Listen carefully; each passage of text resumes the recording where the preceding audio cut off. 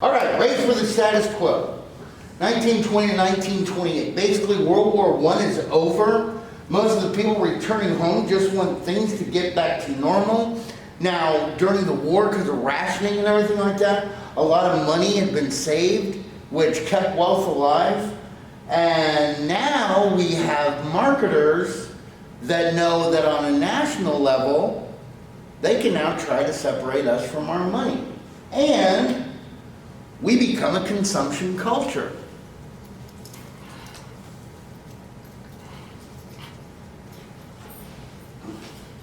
Now, the first thing the marketers, the advertisers have to do is create a status quo. Everybody wants to be like everybody else or a little bit better, no way worse.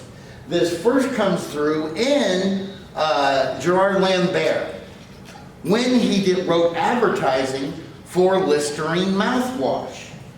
He basically was reading a medical journal and he took the word halitosis from it, which basically means bad breath, and he gave everybody a new fear of. Something to be afraid of. How is your breath today? If it's bad, you won't be welcome. Look at her, she's all by herself. Play it safe. She's got the boy. Use Listerine. Now this was a national advertisement, and it became so successful that soon General Foods jumped in with the development of Betty Crocker, kind of the ideal American housewife. Hey, you want to have a good home? You'll use Betty Crocker's products. Wheaties started to advertise themselves as the breakfast of champions. And guys, the 1920s was actually kind of a period of liberation for women in so many ways. And advertisers know that women are the ones that do a majority of the shopping. So you start to see cigarettes, which used to be no-no for women to smoke. Now the advertisers are going straight for them. I love this one. Light a Lucky and you'll never miss sweets that make you fat. It's toasted. Also, you start to see advertisements for like Kotex sanitary napkins and Kleenex.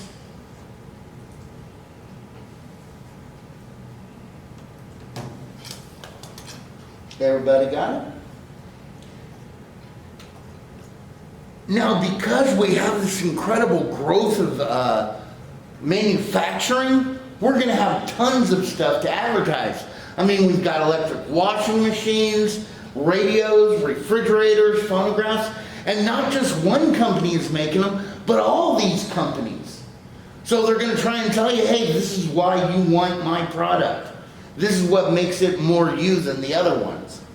Well, how are people going to be able to pay for all these things? Oh, don't worry, but you just pay on installments. Installment payments are where you put a little down, then you just pay a little each week or a little each month. Kind of like a credit card.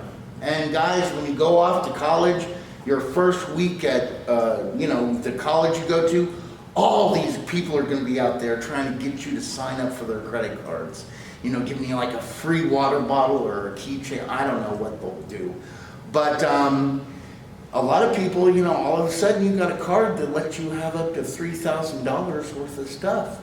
And you only have to pay back like $75 a month. Guys, don't get caught up in that trap. Don't. Because the rates that they give you on those cards are miserable. Ready for the next slide? I'm off my soapbox. Now you have the automobile that was driving the American economy. I mean, Henry Ford utilized mass production to keep costs low and his cars somewhat affordable. Indeed, by 1927, a Model T, a brand new Model T, only cost $290. And you could have it in any color you wanted, as long as it was black. Was he successful? Well, by the late 20s, about 80% of all cars registered in the U.S. were Model Ts. They were ugly but reliable.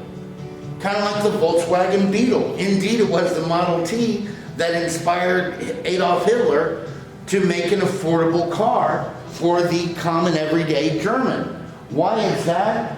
And why was Henry Ford so successful? In 1928, 1 out of every 5 American families had a car. He'd made them affordable. In Germany, in 1928, 1 out of every 40 families had a car. They didn't have it. The Volkswagen, the people's car. And how are you going to pay for it? Well, once again, just like installments. You had the Ford weekly purchase plan, where, hey, you pay a little bit down and just pay $5 a week till it's done. Kind of like a lot of people do them when they buy cars today. They don't go in with the total amount of money. Not a lot of people, some people do. They'll put a deposit down and then they'll pay $299 a month till the price of the car is finished. Ready for the next line? Indeed, some people today don't even put money into the car. They just lease it. Which is, okay, for 2 years it's mine, you're getting my money every month, I won't go over so many miles. And then at the end of that period, I'll give it back. All right, the search for identity in the status quo. Where do I belong? First group we'll look at is the women.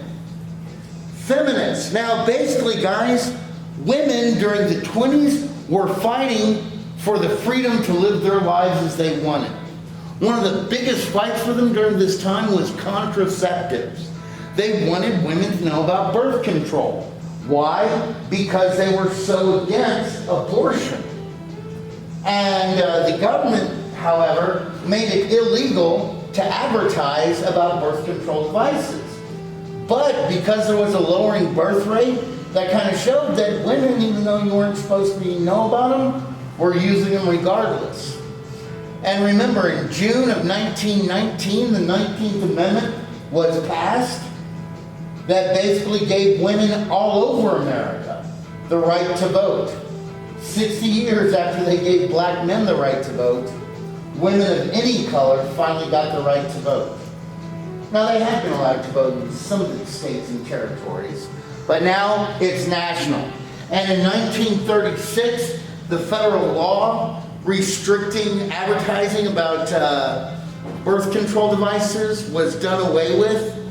And so now that birth control devices are so prevalent and cheap, we don't have to worry about abortion anymore. Right?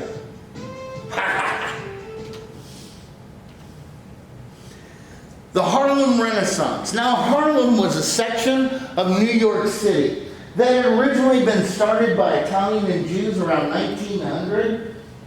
And then people started renting out apartments to African Americans. Well, this caused what's been called white flight, that made the white neighbors get up and leave, allowing more blacks to move in. You had some blacks that even bought buildings and would rent them out to other people. So you had a huge collection of African Americans up in Harlem. And the Harlem Renaissance is used to describe the artists and writers that emphasized the value of African American traditions and an artistic movement. It turned to an abundance of literature, painting, music, and sculpture. Now, in music, what do we know? Well, the first kind of music we'll talk about is the blues. The blues were songs originally sung by sharecroppers, and guys, the blues are very important to the development of American music. Rock and roll, country, rhythm and blues all have their foundations in the blues. Here in Texas, we kind of hit a high point when Gates Thomas published the Blues of South Texas. One place in Dallas brought in famous blues artists to play and even record, like Blind Lemon Jefferson and Eddie Ledbetter. That was in Deep Ellum, down in Dallas.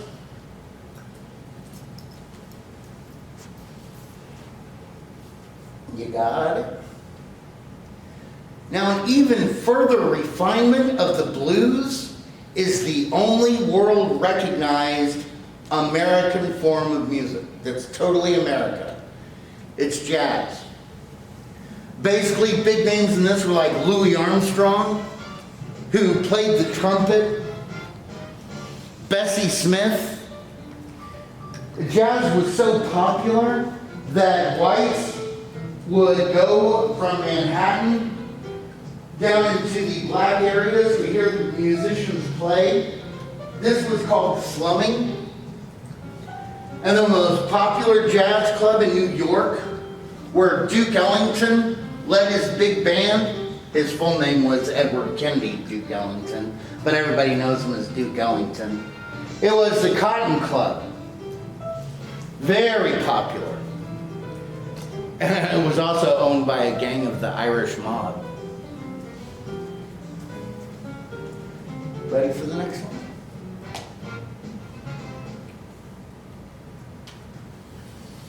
Politically, you had guys like Marcus Garvey. Marcus Garvey was Jamaican. They had come over here to America. And in 1914, he formed the Universal Negro Improvement Association, or the UNIA. And after World War I, the UNIA appeared in many ghettos. And basically his recommendation, he wanted blacks and whites to stay apart. He wanted that separation. He wanted pride. And he felt that all blacks around the world should go back to Africa, help the Africans overthrow colonial rule, and build a continent that would be the envy of all. He had his own, he was a successful entrepreneur. I mean, he had his own newspaper. He had his own cruise line called the Black Star Line. And of course, he envisioned this cruise line as being one of the tools that would transport people back to Africa.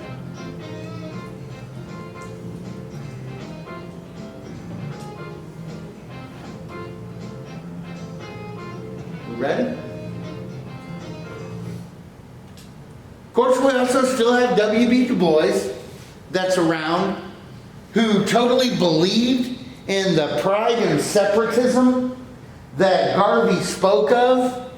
However, he refused to believe that America's blacks would have to leave in order to have that pride. Indeed, after World War I, a lot of the black veterans that came back to the United States of America, they hadn't been discriminated against in France. They were treated like everybody else. So you sort of have this movement called the New Negro, where basically some blacks were demanding equality. And of course, to help fight for that, you had the National Association for the Advancement of Colored Peoples, or the NAACP. What happened to Garvey? Well, Garvey, I told you, he was a businessman, but he also was a little bit of a tricky guy. He sold more stock certificates in Black Star Line than Black Star Line actually had. So, and he did this through the mail.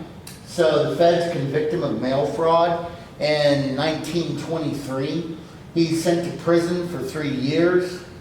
After his release, he's shipped back to Jamaica, and he tries to get a UNIA started in London, but it doesn't really work.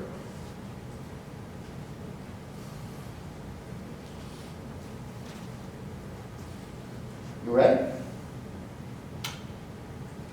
Then we got Langston Hughes. This guy was an incredible author. He was born in 1902 in Joplin, Missouri. He moved to Harlem, where I told you he was prolific. He wrote poems, he wrote plays, he wrote short stories, he wrote novels. One of his poems is I Too. I like this poem. It says, I too sing America. I am the darker brother.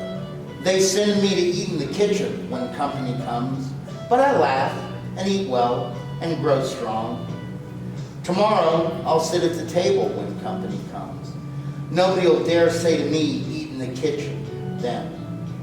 Besides, they'll see how beautiful I am and be ashamed. I too am America. Ready? All right, the Roaring Twenties. Well, guys, central to this is the automobile and American life. I mean, now that people have them, it causes a huge change in American patterns of living.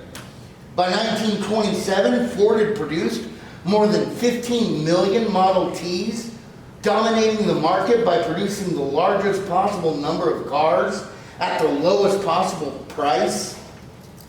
Indeed, by 1925, Ford Motor Company had a daily profit, daily, meaning even if they're not open, even if it's a Saturday or Sunday, they're still making this much profit. And remember, it's $1925.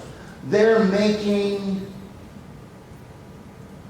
$25,000 just in profit, meaning all workers are paid, every utility like that, that's just cream on top. Well, of course, it's so lucrative, it should come as no surprise that other companies want their piece of the pie. So, most notably, the biggest competition was like General Motors, which got started in 1908, and Chrysler, which was founded in 1925. They both adopted Ford's techniques, except they offered just a little more comfort, just a little more style. Now, guys, why do you think people would go for that? I mean, it's like today, a Ford Escort does a great job of getting you from point A to point B. Why would anybody have anything other than a Ford Escort? Because you always want something nicer. Not only that, because I can. Or, what if you want a truck? Because trucks are awesome. Yeah, Escorts, okay, fine. You know, I'm a rugged kind of guy. I like going on the backwoods. I like going mudding. Or you might want a Corvette. If you can afford it, do it. Why not? Hey! So people started buying these other cars. Even Ford himself realized, oh, I kind of messed up. So in 1928, he introduces the Model A. That was just a little bit nicer, a little bit classier than that Model T. Along the way, he also was a revolutionary in assembly line production. Assembly line production is totally dehumanizing. I mean, think about it. You're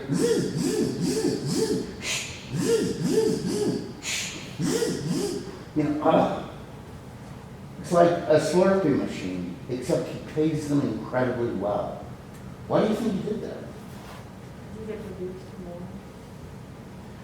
Well, you do produce more because any machine only goes as fast as its slowest gear.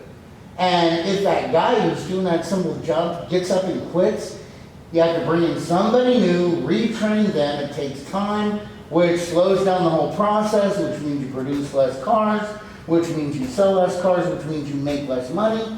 But also, what was the genius thing behind it? Why am I paying you so much money? What are you building? And I'm paying you so much. Guess what you one day will be able to afford? He's kind of making his own market by doing that. And guys, car companies still do that to this day. I lived in San Antonio when Toyota was opening up their Tundra factory, and there were people lined up for miles to try to get a job with Toyota.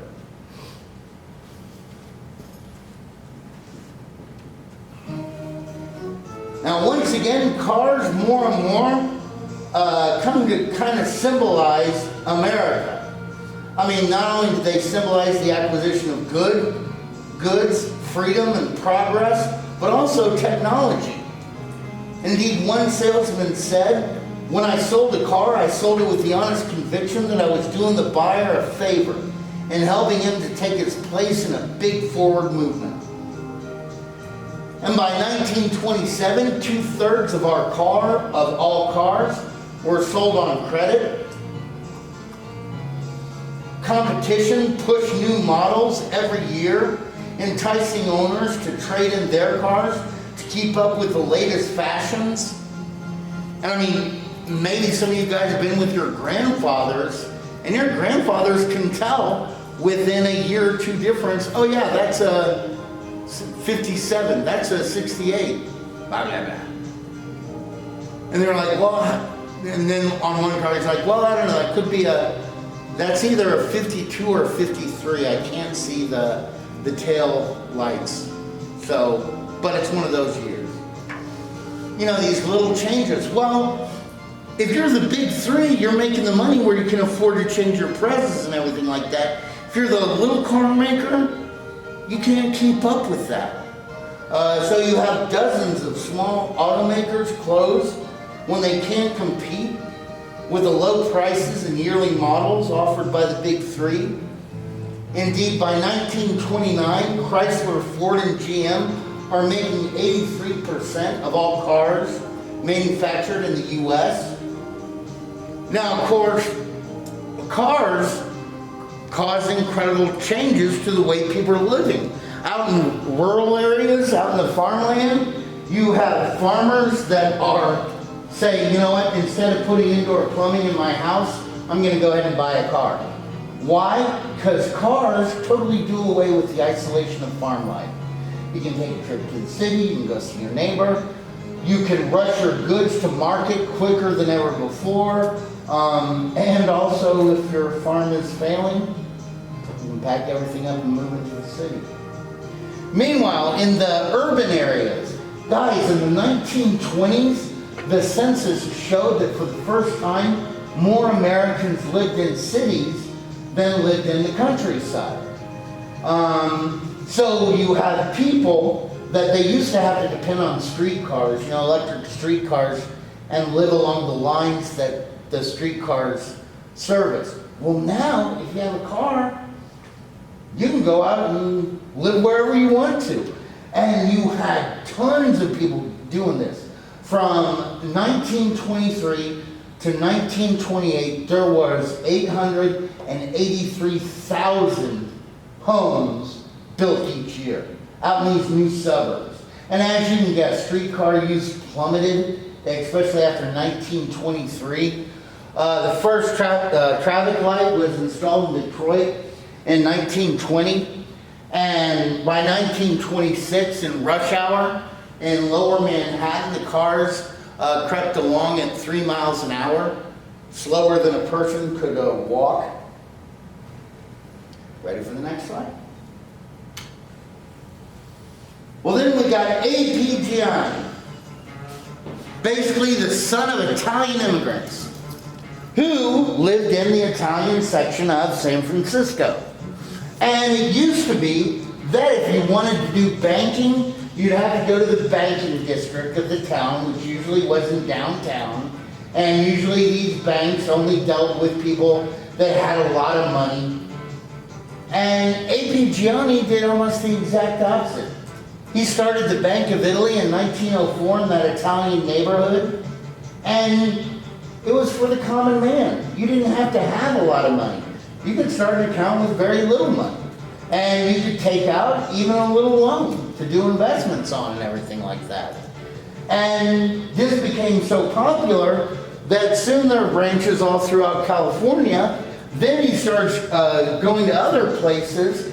And by 1927, it is the third largest bank in America by the son of Italian immigrants. Now, does anybody here have an account at Bank of Italy?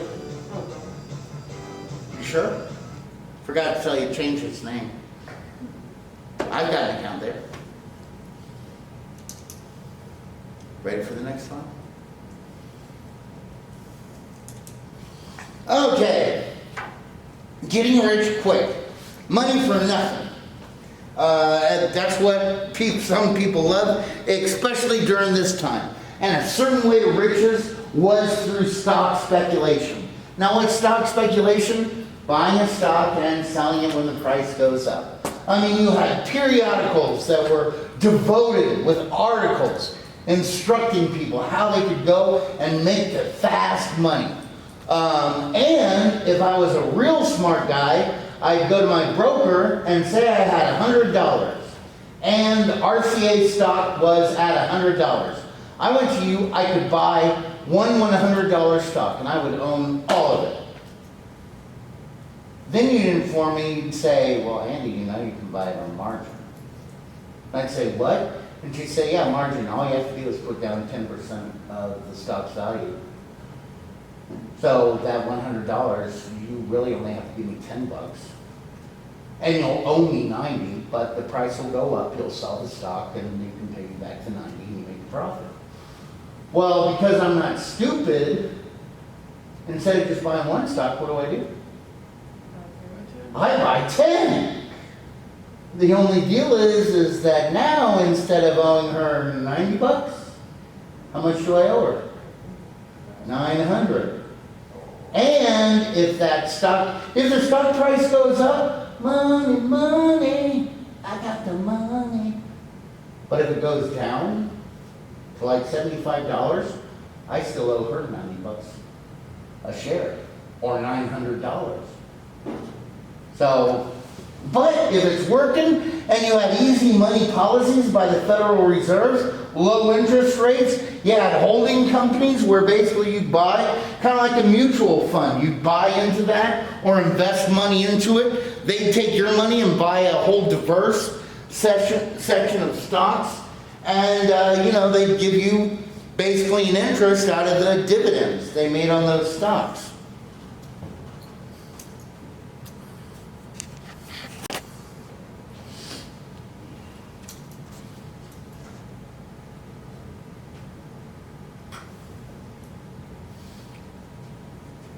Also, real estate, just like today.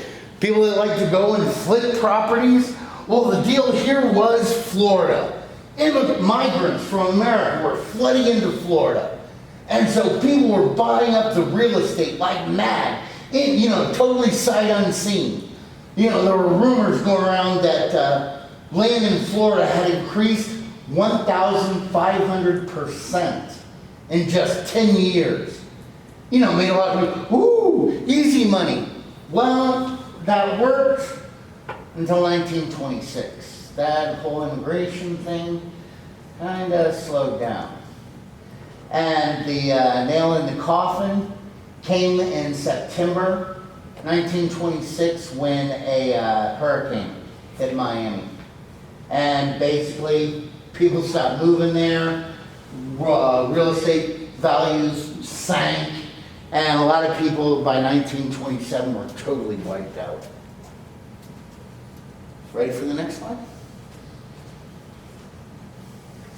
Flaming youth. The jazz age, as F. Scott Fitzgerald would call it. Guys, the whole stereotype of this era revolved around youth. I mean, you had the male college student with his raccoon skin coat, hiding a hip flask of illegal rum, with his uninhibited flapper girlfriend, with her bobbed hair, daring short skirt, rolled up stockings, who swore, maybe smoked cigarettes. And of course, because during the 20s, you start to have the term adolescent, that is a totally new word to describe this subculture.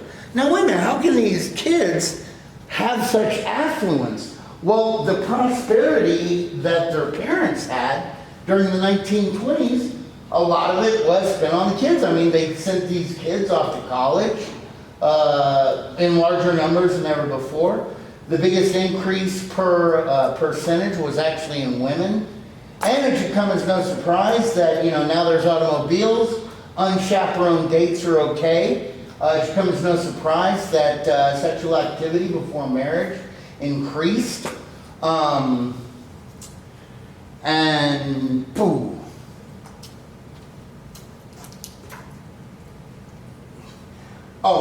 Just talking about the freedom of women, they began to put on large amounts of makeup, dye their hair black, and as they began to create their own fashion, dresses were shorter with non-forming and lower hip lines. I mean, this is nothing. Any of y'all ever read a Jane Austen book? Or seen like Pride and Prejudice or anything like that? My goodness. Well, the women are very Victorian, you know, and a keeper's virtue. Guys, this is nothing like that at all.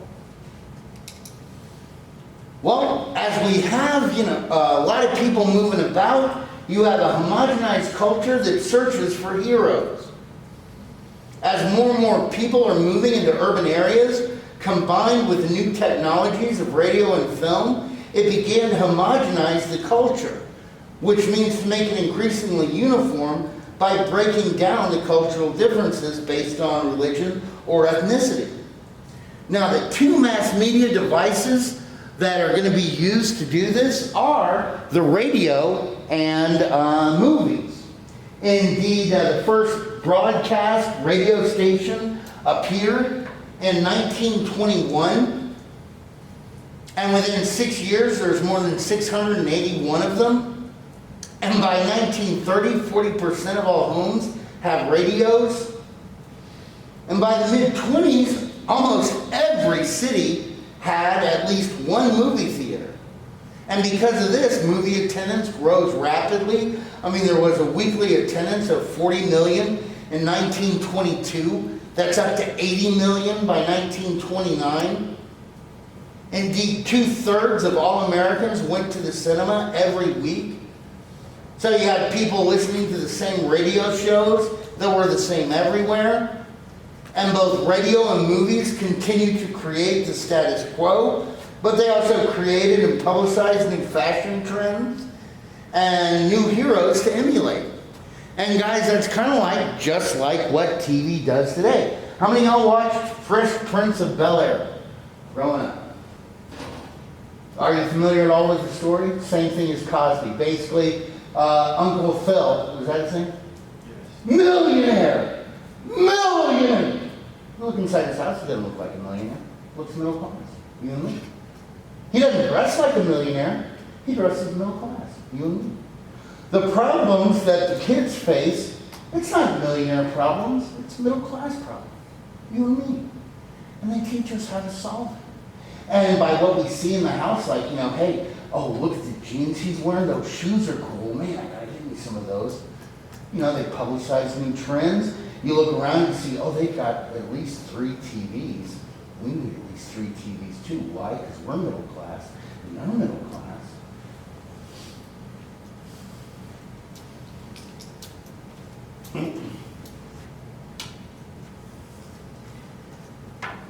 Well, some of the heroes by the 1920s, spectator sports is becoming an obsession. Radios began to broadcast baseball games nationwide. You had superstars like Lou Gehrig, Ty Cobb, and Babe Ruth. Now, individual sports like boxing, it was still incredibly big. Jack Dempsey, Joe Louis were the big names there. Now, this fame would even extend to women, like Gertrude Ederle, who was the first woman who swam the English Channel in 1926. And guys, you don't even have to be a person. You can be livestock. Man of War, incredibly famous thoroughbred horse that was prevented from winning a trifecta by Seabiscuit. Mark. Ready for the next slide? Now, movies. You created stars like Charlie Chaplin and Buster Keaton. Both these guys were comedians. He's a chaotic man in even world. He is an even man in a very chaotic world. Buster Keaton is really interesting, a lot of his early films. Now, of course, you had cowboys like Tom Mix, but guys, just like today, even back then, sex sells. All you had to look at was Clara Bow, who was advertised as the it girl. And if you had to ask what it meant, then you weren't old enough to know. Hey, hey.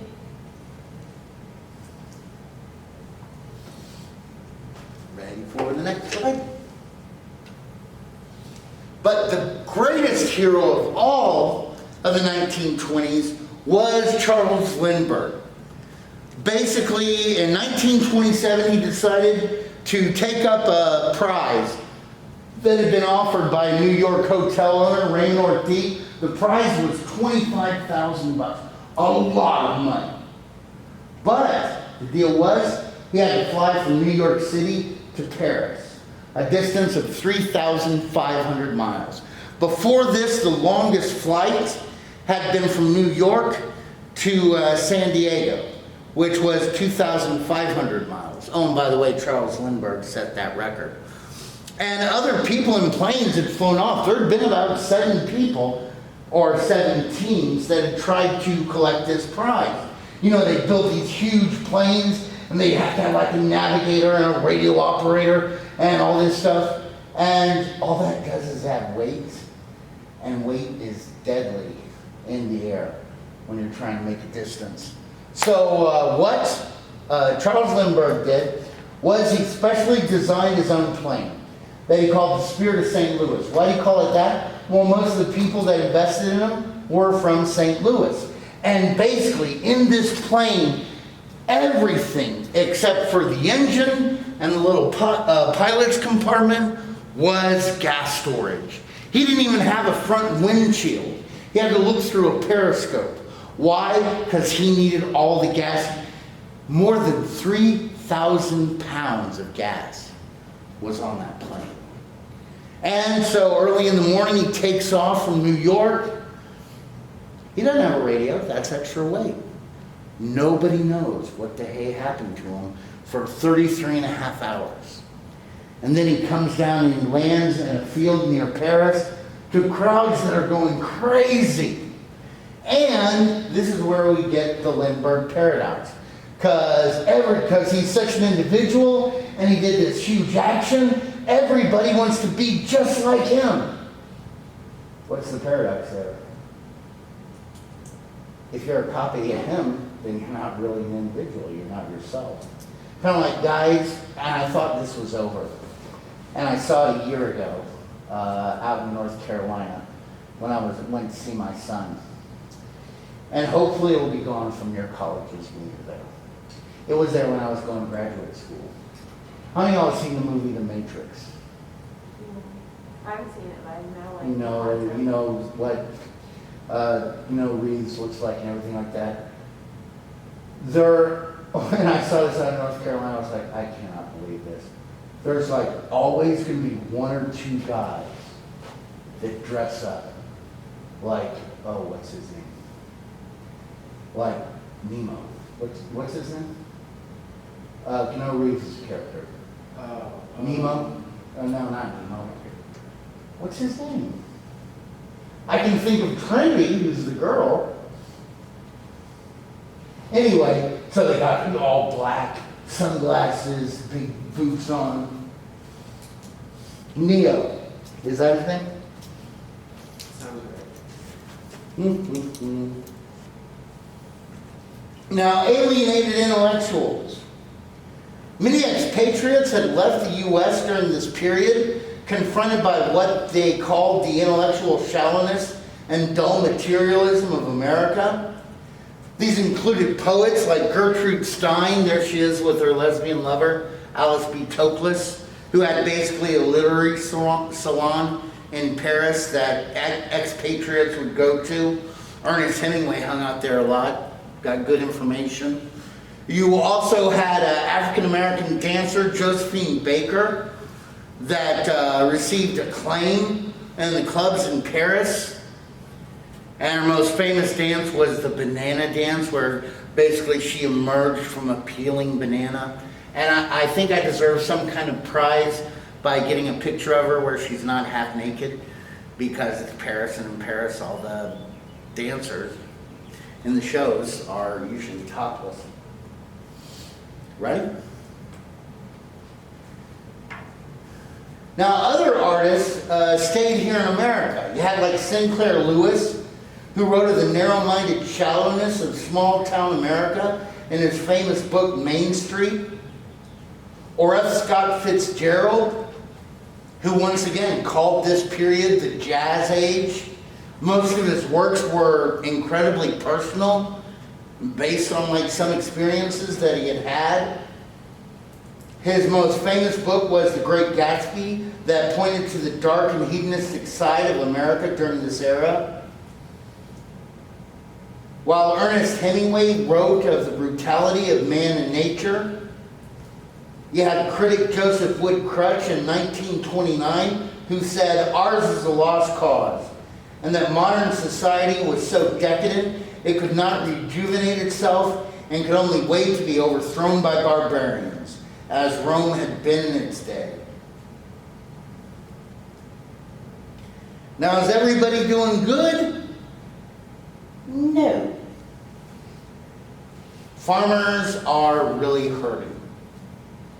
Agriculture, depression in the midst of prosperity. Now, even though we are now a rural nation, during this time, farmers made up more than 30% of America's workforce. And many of them never recover from the post-war recession. Now, during the war, many farmers had gone deep into debt in order to buy more land, as the government was pushing for more food, because we were the breadbasket of the Allies, remember? Prices were high. Indeed, between 1914 and 1920, farm production quadrupled. But after the war, all of a sudden the demand for crops declined. Why? Well, in Europe, they began to grow their own food. And throughout the 1920s, farmers produced more than the market could consume, which drew down the price even further. Corn and wheat never rebounded to their pre-war prices. In fact, so much was produced that the price fell to half of what the pre-war prices were. I mean, all you have to do is look at the farmer's income. 1917 to 1920, the average farmer made $1,100 to $1,395 a year. 1921, they're only making $517. Wait, a year? Yep. Even though it did slowly begin to rise afterwards, it never got back to the wartime levels. Meanwhile, all the debts, like the mortgages, their mortgage payments doubled, tax increases, the new costs of trucks and fertilizers, and their operation led to things that just consumed more and more of the little money that farmers were making. So by gosh, just like we talked about it earlier with the Grangers and the Farmers Alliance, in 1921 the farmers turned to government. And a bipartisan group of senators and congressmen who represent them, called the Farm Bloc, is formed. Now, they were able to pass some laws, but they never really addressed the problem of overproduction and its effect on low prices. The value of farms plummeted by more than half from 1912 to 1928, forcing many to move to the cities. And by the end of the 1920s, what had been 30% of the workforce is now less than 20% of the workforce.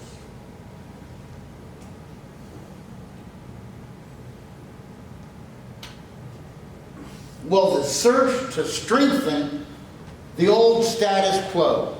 Guys, because we have things, I mean, America is going through incredible changes during this time, you know, with the car and how much freedom that offers. I mean, y'all remember when y'all got your first car, or have y'all drive around in your own yet?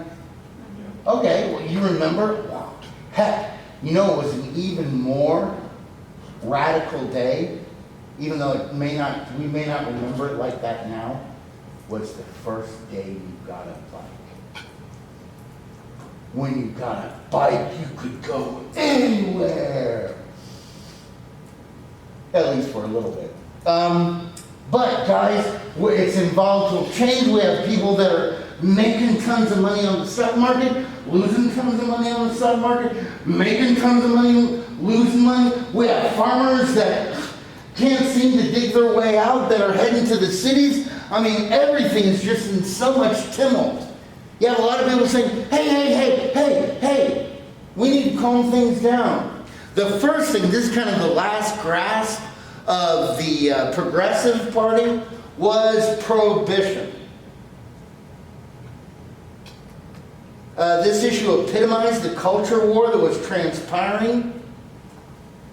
Had to do away with alcohol. Why are we doing away with alcohol? It's for the kids. Help to keep him pure. For their sakes. It's the kids. It's the kids. Because all alcohol does is break up families. In 1917, because of the war, there was a temporary prohibition. But by 1918, there was a huge push for prohibiting the manufacture, sale, or transportation of alcohol.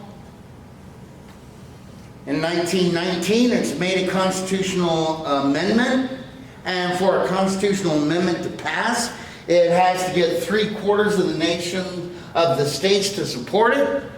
3/4 of the nation's states do, and on January 1920, prohibition is passed. No more alcohol in America.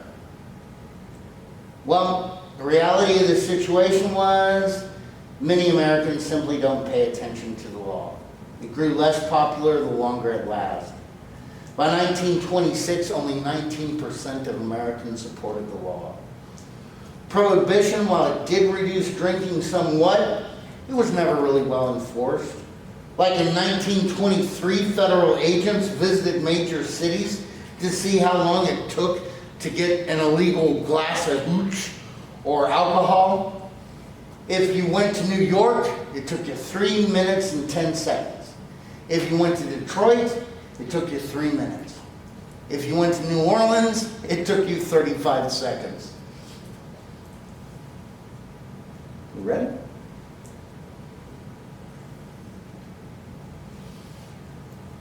Now, bootlegging during this time absolutely flourished, which is the illegal manufacture and transportation of alcohol. Basically, do you know what modern day sport has prohibition to thank? Huh? NASCAR. Yeah, NASCAR. Got to make your car faster than the cops. And the cops had to make their cars faster than you. You had to make their cars faster than the cops. Indeed. We'll get back to this.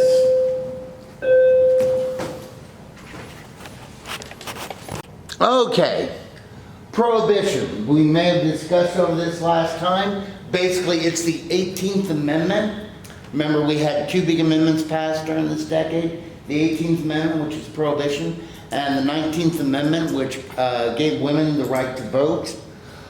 Basically, this kind of epitomized the culture war that was going on. They said that, alcohol was tearing up families. Men were spending money on alcohol instead of taking care of their kids. That's why you can see in the advertisements, help me to keep him pure. It's a little kid. And down there, the nation decreed for their sakes enforced the law. Now, there was a temporary prohibition that had been passed in 1917. Basically, that was for the war effort to make sure that the Allies had enough grains. But by 1918, there's a huge push for prohibiting the manufacture, sale, and transportation of alcohol. And in 1919, the amendment was brought forward. They submitted it to the states where it had to get 3/4 of the states to support it. They do, and on January 1920, the taps across America went dry.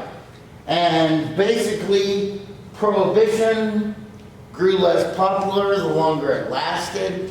Indeed, by 1926, only 19% of the people actually supported it. And as you can get, bootlegging flourished. Bootlegging is nothing more than the illegal manufacture, sale, and transportation of alcohol. There's a car you can see with all the illegal hooch, moonshine that they caught with it. And you all know what American sport was created thanks to bootlegging. Has something to do with cars. NASCAR. Because basically the bootleggers had to go faster than the cops Cops then had to go faster than the bootleggers, and basically the building and the increasing performance, NASCAR grew out of it. Indeed, according to my family legends, my great-grandfather was a rum runner, and did it in a truck that had a false bottom in the bed. That whenever he was running the liquor, he'd take my grandfather and his sister with him, so that if the cop ever pulled him over, then my grandfather and his sister would get in the bed of the truck and do a dance on top of the false front, so basically the false bottom, so the cop wouldn't look at it. Needless to say, that guy in the hat, that's Al Capone. It made him incredibly wealthy. He made him $100 million in 1927. 60 million of it came from bootlegging. As you can guess, basically Al Capone violently would put opposition down. So gang warfare was common, especially in places like Chicago. Indeed, he had so much money and he bought off so many politicians and judges that in 1926, when he moved to a Chicago suburb named Cicero, basically he installed his own mayor.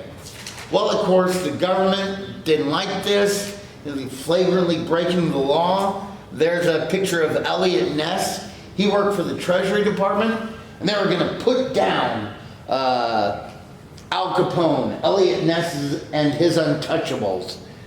And basically, they destroyed him by by arresting his accountant. And they had all the books, and his accountant knew what all the symbols and passwords were. So basically, they got him on tax evasion.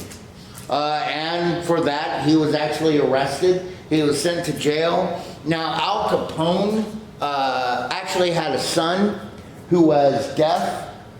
But the sad thing is that Al Capone, when he was a teenager, contracted syphilis, and it was never treated.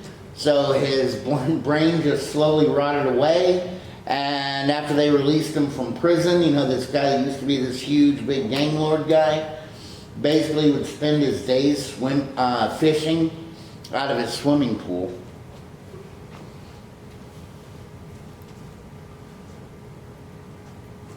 The fundamentalists.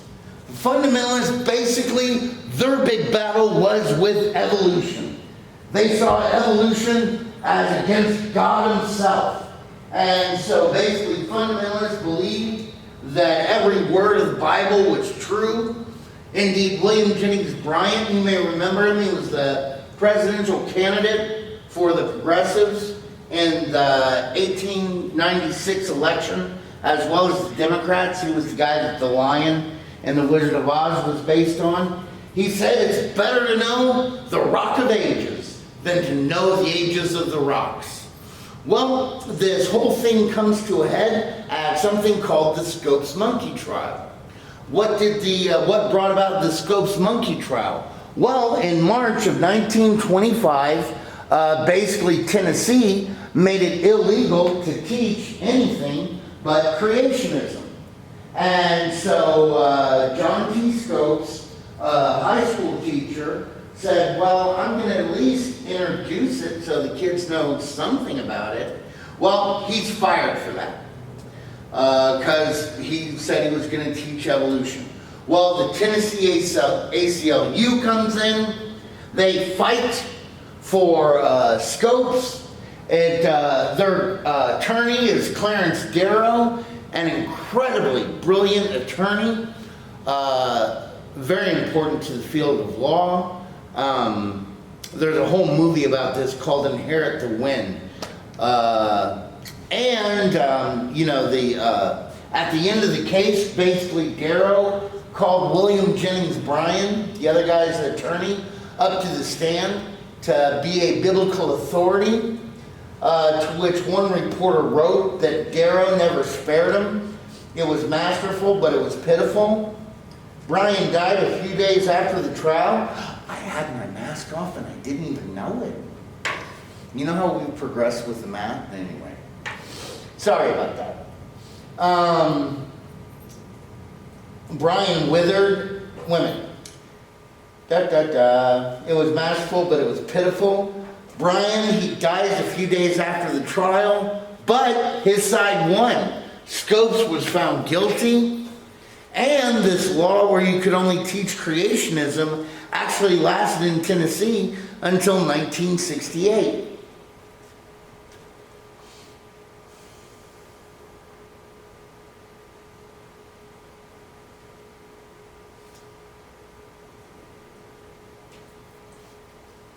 Go ready for the next one.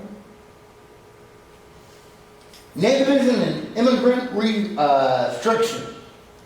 Well, basically, a lot of people thought that we were too many immigrants coming in. America was losing what it was supposed to be, especially because now the immigrants are from Southern and Eastern Europe. Basically, ever since the Gilded Age, we've had a lot of Italians, a lot of Polish people, a lot of Russians, and they were totally unfamiliar over here. So they passed in 1924. This is also known as the 1924 Immigration Act, but it's the National Origins Act that limited immigration to 2% of the number of existing Americans who came from that area.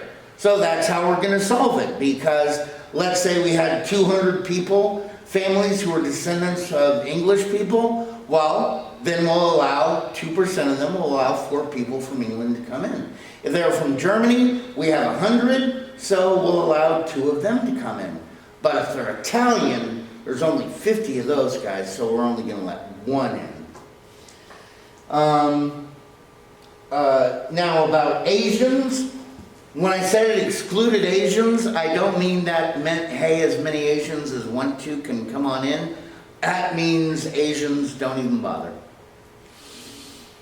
But in a weird twist, the immigration from Canada and Latin America is totally unrestricted. It's like we have a hemisphere. People over in this hemisphere know. Other people outside don't.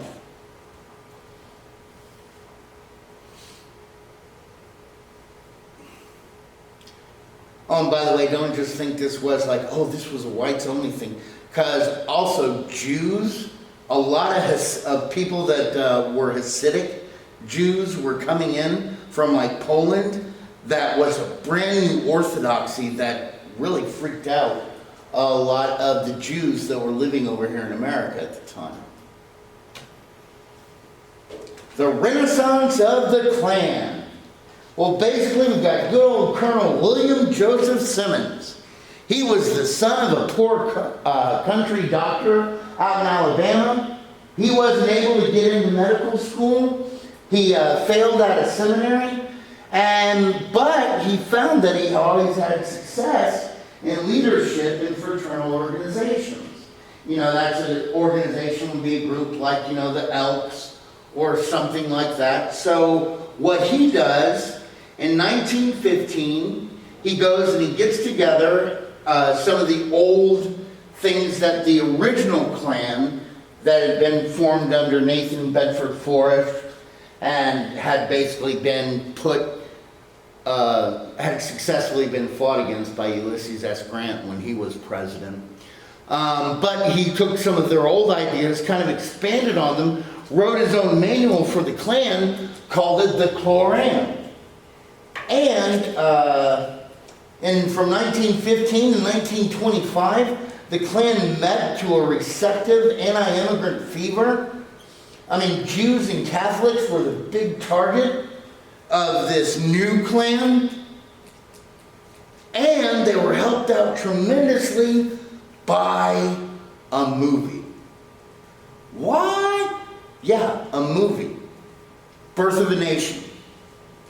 Now, Birth of a Nation, as a movie, for movie history, this thing was like the first epic movie. You kids, with your rock and roll. All right, so according to film history, I mean, this was like an epic film. This was the first film that was 2 hours long. You know, before this, it had been 30 minutes, you know, at most.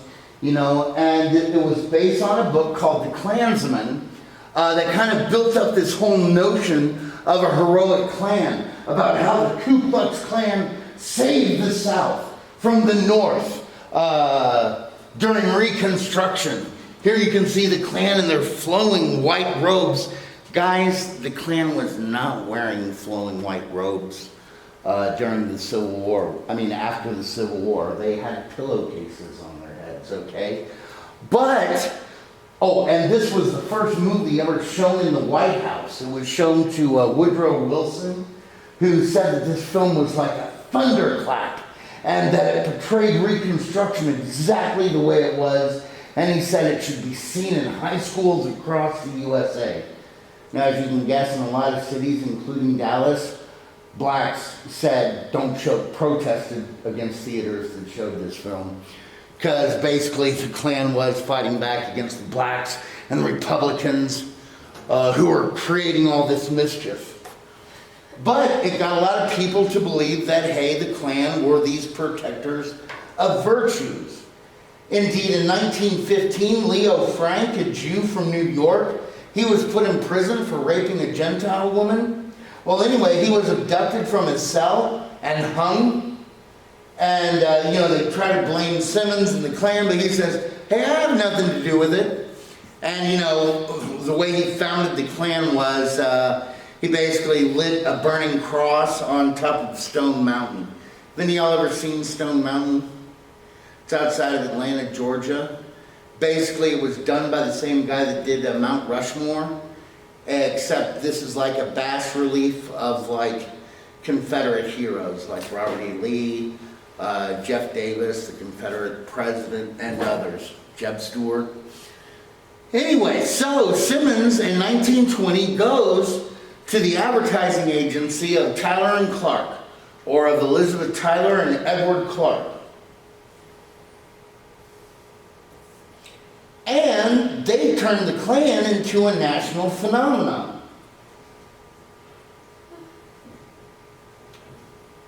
Indeed, by the summer of 1921, the Klan boasts 100,000 new members and at membership dues of $10 a head. Basically, that means that now the Klan had $1 million, which it invests. Indeed, Simmons said there was so much money in sight that we could lay almost any sort of plans. Now, Tyler and Clark knew the rise of racism and nationalism in the country, so they encouraged Simmons to make the Klan into a pro-American group, meaning for the Klan to get political, anti-Semite, anti-African American, anti-Catholic. Later on, they would become anti-Asian, anti-immigrant. But they were also the protector of virtues. So they were anti-bootlegging, dope, graft, nightclubs, roadhouses, violation of the Sabbath, sex, both pre- and extramarital. Marital sex was okay. And other forms of scandalous behavior. And of course, Simmons went out giving speeches and presentations, encouraging not only joining, but also violence. Now, it was in December of 1920 that this new version of the Klan arrived in Houston, Texas. And it spread out from there. By April, the Klanvern, or the Lodge, was founded here in Dallas, and it grew rapidly in membership. I think it had like 42,000 members. Dallas had the largest Klanvern in the United States. And the guy who was the leader of it, we'll talk about him later. He later on becomes the leader of the national organization. What's so weird is the Klan here have their own newspaper. It would be about 4 pages long, and it would try to make the Klan seem like, because, the Klan, for a lot of people, it was kind of like a social club. It was a place where you'd get together with others, but also the Klan did a a heck of a lot of violence and torture down on the Trinity River bottoms. But they would, like I said, they'd beat up whites as well as blacks. If you read that newspaper, they talk about weird things about how, this is like about 1923, it was called the 100% American. About how, like, in a church somewhere outside of Dallas, like say up in Salina, you know, they'd be in that little church and the pastor would be there preaching. All of a sudden the doors would bang open and about 20 Klansmen would march in.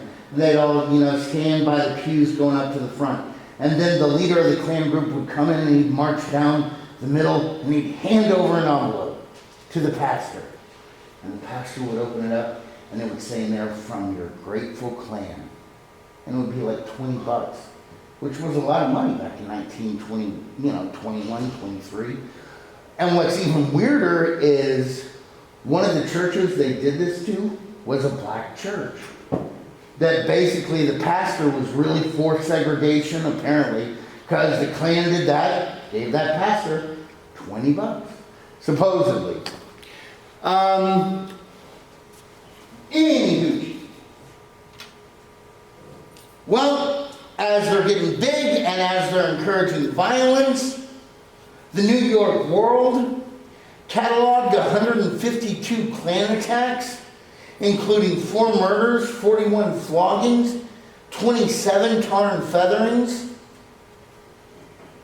Well, our government better take action. So what does our government do? Well, first off, it's got to write a report. And in that report, it said that the Klan had become a menace to the peace and security of every section of the United States. Its evil and vicious possibilities are boundless. Well, Simmons was put before a congressional hearing. There's an actual picture of it right here. And he was so flamboyant and charismatic that they let him off without charging him with anything.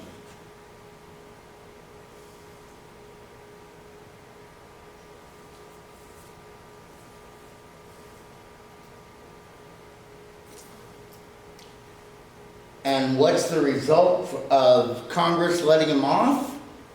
Basically, membership across the United States of the Klan increased 20%.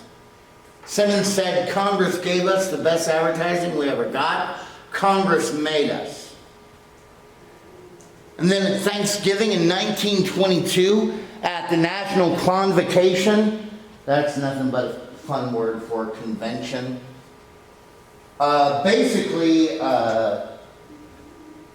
Evans, Hiram Wesley Evans, who was East Texas dentist who started the Klan burn here in Dallas, he was also the Imperial Kill Grab, which means the National Secretary. He and a group of others basically did a coup of Simmons. They put Simmons out to pasture, giving him a title like Emperor, and he took over the Ku Klux Klan.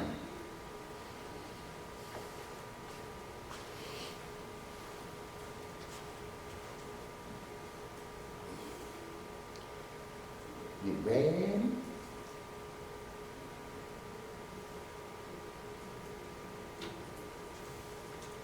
And as you can guess, as the power of the Klan increased, so did its violence, including women who were outside of pure womanhood. Beatings, whippings, and torture was practiced on divorcees who later on remarried.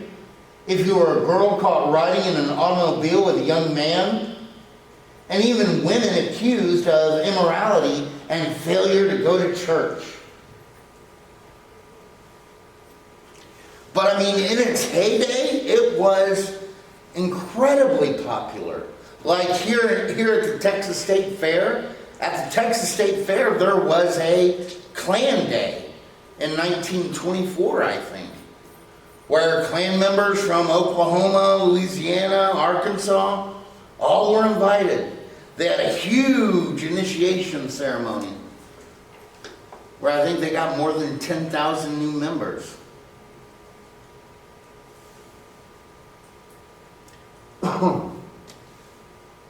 So it should come as no surprise that nationally, there was like 3 to 5 million memberships, but by 1928, their power had been broken. Basically, there were fewer than 1 million members of the Ku Klux Klan. Here in Dallas, basically, the cusp of 25 to 26 was pivotal. Evans had gone off to become the national leader, the guy who was the second in command, who used to own the Marvin drugstores, which if you lived in Dallas in the 1950s, you would have known about them. They were everywhere.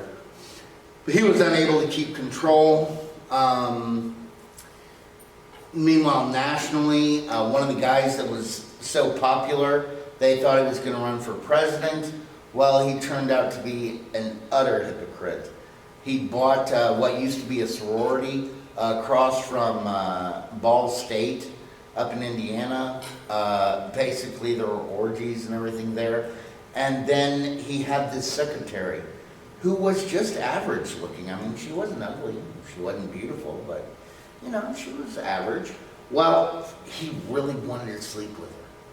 And so he made up this whole huge story that he and his partner and her had to go to Chicago. So they all got on a train to go to Chicago. In that train, he rapes her. And the next morning, they're kind of like, they rent a car to take back to Indiana. And she says that she's got to take care of some ladies' things.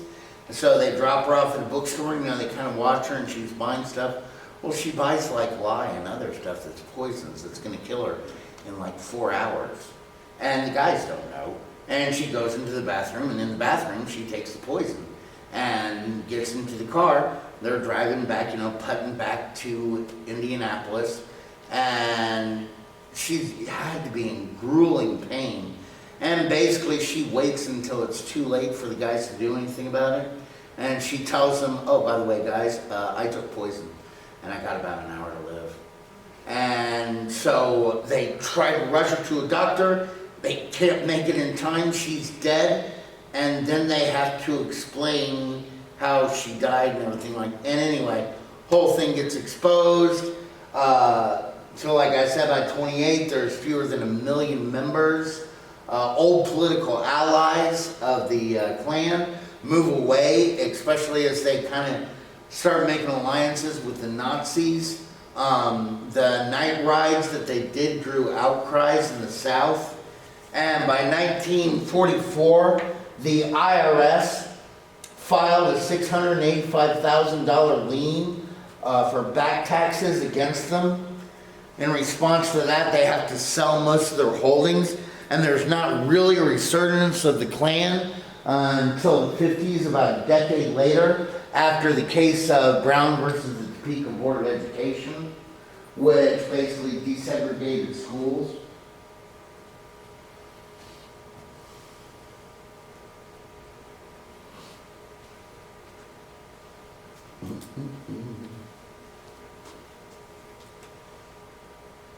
Ready for the next slide? All right, the realities of the status quo.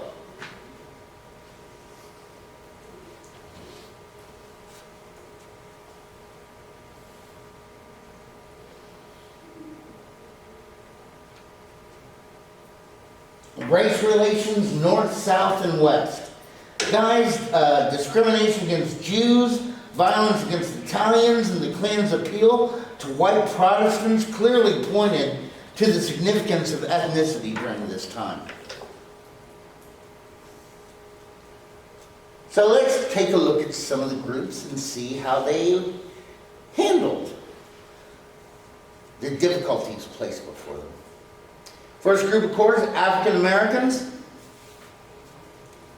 Basically, despite the accomplishments of the Harlem Renaissance, racial discrimination continued to thrive. In nearly every city, north and south, restrictive covenants, limited access to desirable housing, and those who were able to get it were often targets of hostility. Now, of course, the NAACP wanted to fight against that. They urged the government to pass a federal anti-lynching law to make lynching a federal crime. But state legislatures argued that the federal government really shouldn't do that because it was a state and local matter. Indeed, it's not until 2014, I believe, that we actually do get a federal anti-lynching law passed. Well, to kind of show how many lynchings were going on, the NAACP at first, it would publicize the crimes by printing up handbills. You know, those little advertising things you get in like New York City that people look at and like throw down almost immediately after they're done with it. Well, the cops say that unless they pick them up, they're going to be fined for littering. So they drop the handbill and then they revert to basically flying a flag outside of the NAACP offices if they hear that someone was lynched in the United States of America.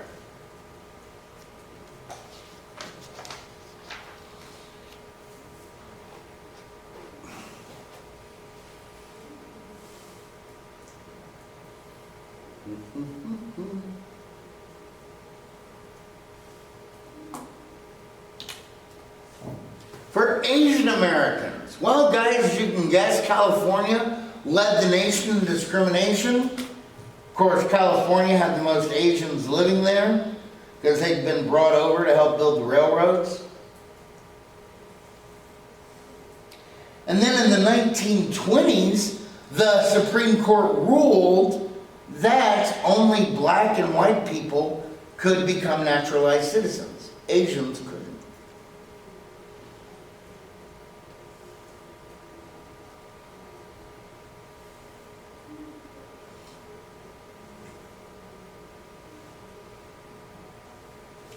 Ready for the next slide?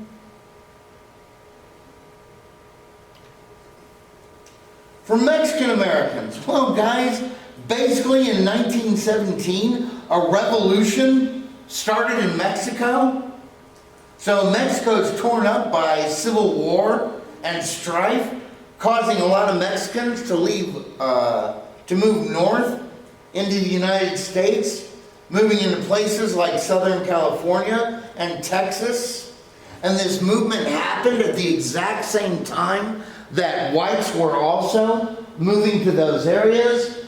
What did this result in? It resulted in a lot of sharecropping. It resulted in a lot of labor-intensive agricultural crops being grown.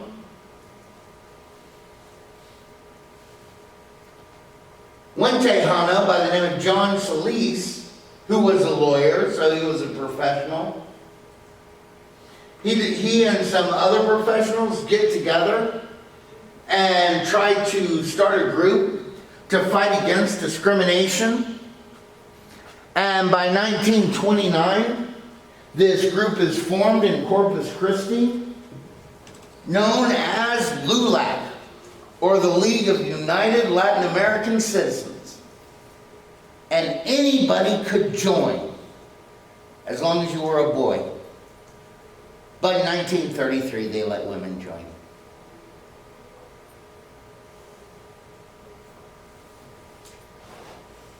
Oh, and by the way, just so you know, the Ku Klux Klan at first didn't allow women to join either. They had to fight to be able to join, and by 1923, women could join. They could join the Camillas. Ready for the next one? Women. Well, as we've already told, the big thing, a big issue for women during this time was contraception. Basically, the fact that there were lowering birth rates showed that women were using it, although no material could be distributed about contraception because of federal law. So you had like Margaret Sanger, who was a big-time advocate of birth control devices. Oh, and also, guys, she was a kind of a devout racist. She helped fund Planned Parenthood, but you can do some research on her if you'd like. In 1925, the contraception movement gets the support of the American Medical Association.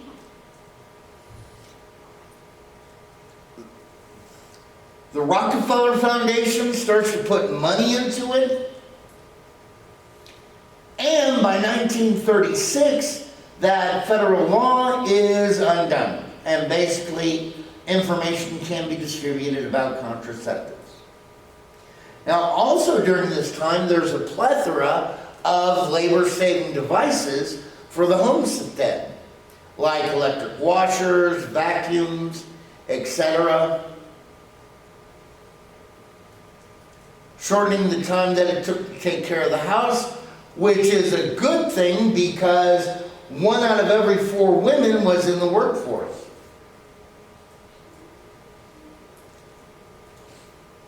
And one of the things that helped to ensure their future freedoms was the passage of the 19th Amendment.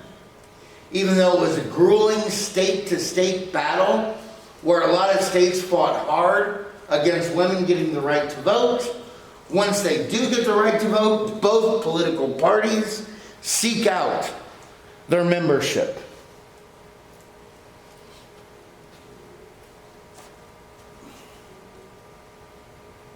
So the 18th Amendment is prohibition, 19th Amendment is female suffrage. Ready for the next one? And labor. Guys, labor was in a world of hurt in the 1920s. Now, if you remember, right before World War I, laborers were doing great. You know, they got pay increases. The only deal was that they couldn't strike during the duration of the war. So they agreed to that, and the only problem is they kept their pay at a level which originally was higher, but then all the other things started getting more expensive. So in 1919 and 1920, they started going on strike, demanding increases in their pay. Well, most of these strikes ended up in failure. And the Supreme Court started striking down a lot of the laws that they had put into place, like laws against child labor, laws for a minimum wage for women and children. American businesses fight against the unions, the anti-union drives. One way was the American plan, where basically they said, hey, we don't have to recognize the union rep because he doesn't really represent all these other workers. So that totally does away with collective bargaining. And they also did stuff like welfare capitalism. What does this mean? This means that basically you're provided with lunchroom, you might get a paid vacation, paid time off, might get profit sharing, retirement, might get health insurance. Everything that a union could give you, we're giving you, so you don't need a union. And guys, by the way, if any of you ever get a chance to work for HEB, it's a supermarket. It's almost everywhere south of Dallas-Fort Worth in Texas. It is an incredible company. I used to be a assistant seafood manager for them. Worked my way up from being the cashier or whatever. Anyway, if you're on a 4-hour shift, after 2 hours, manager will come by and tap on his watch. That means that you have to, after you're dealt with whatever customer you're on, you have to go out and take a 15-minute break. You get paid for it, but you have to go out and take a 15-minute break. Or you can go back to lunchroom. Then if you're working an 8-hour shift, you get that initial 2 hour. Then 2 hours after that, you get the second tap on the watch, meaning you have to go on your 30-minute lunch, which by the way is paid for. You have to. You have no choice. So you go in 30 minutes, do whatever, come back, pop back in, and go to work. 2 hours after that, tap on the next 15-minute break. Like I said, I worked for them, and last year, or 2 years ago, they thought they were going to make this much profit. Well, instead of making this much profit, they made this much profit. So what are they gonna do with all this extra money? Hey, I know, let's give it to the employees. I worked for them for more than a decade. They went out of their way to find me, to tell me, hey, you need to update your stuff and fill out some forms so we can put more money into your retirement deal. I'm like, son of a gun.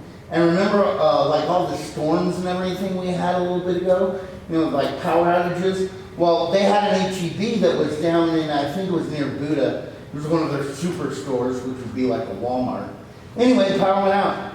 And guess what HEB told the people that were inside? Huh? No, go ahead and take your groceries. It was our fault, not yours. Don't worry about paying for anything. So basically, all the people that were in there got all their groceries for free. HEB's just cool that way. Anyway, but that's welfare capitalism. You know, why would you want to join a union when your bosses treat you right? Union membership during this time declined 28% when the workforce across America was up 15%. And of course, they had to fight, you know, all the conservatives and business owners were calling them communists and socialists, and they're like, no, we're not. And all the communists and socialists were trying to infiltrate them, going, well, you might come with us, don't you? No, we don't.